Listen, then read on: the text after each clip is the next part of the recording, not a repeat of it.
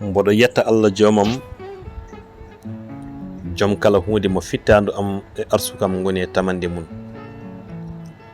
Joomam gonɗo e nokku fof jiyowo hunde kala, joomam mo ala ko woɗɗi wirni ɗum, joomam mo ala ko ɓatti suuɗi ɗum.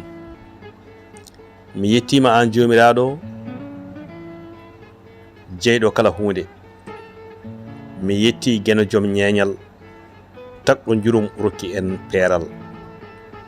Nder deftere Allah noddi ko dental, añɓe cali kamɓe ɓe cuɓi ko ceeral.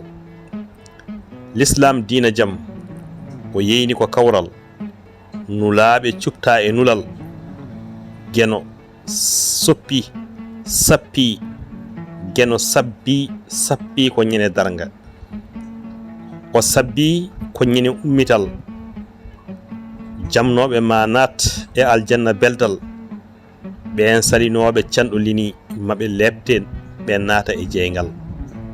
Allahu joomam, geno dandu min e halkare, minen nde min jaɓi fodore, sabu nde mayde ko arore, hakkude ɓesgu daka kode sarore, nde lende ala jalore, ko golle moƴƴe dandata e ñawore, taare geno e beetewe hasbore.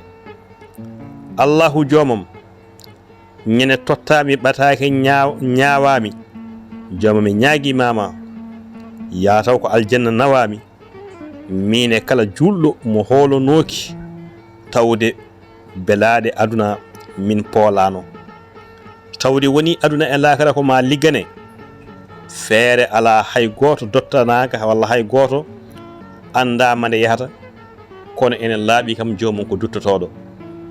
Joomam, min ñaguimama jurum e yaafuya kisale daɗal, ya dandu min e tooke gurdam, danda min e bone baase aduna, sabu aduna ko jamma, hay goto anda ɗo wiyata ɗum.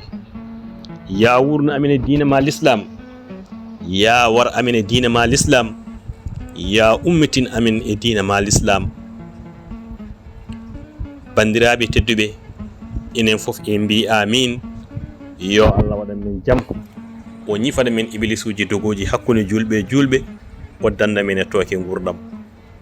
Bandiraɓe tedduɓe, so tawi ko am woni ko ma, ko ma woni ko am komi watti e ko men, ko ma ko a watti e ko men, en dental ganden ko dental woni doole. Kala ko rentunoɓe mbi hulanoma, hersanoma, hormonoma, ittanama gueɗal. Nden noon diina noddi ko jaam, tawde koye l'islam woni mo gonɗen, tinnoɗen ndenen diina men, ɗum woni ko jomiraɗo yamiri en, ɗum woni ko batten, ko haɗi en ko ɗum woni ko poɗɗen rentade.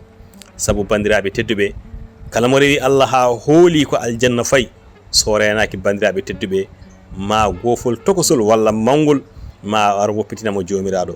Nden noon wata rew jomiraɗo ha kolɗa ko aljanna paaɗa, wata woofu jomiraɗo ha pellita wonde. So tawi a woofi jomiraɗo ha felliti ko jeyge paaɗa, ene gasa ɗo jomiraɗo daña jaam, tubana Allah subhanahu wa taala teddutoɗo. Yo Allah yarlo en yaafo en, ene dental julɓe e kuuɓal. Allah jarama, on jettama.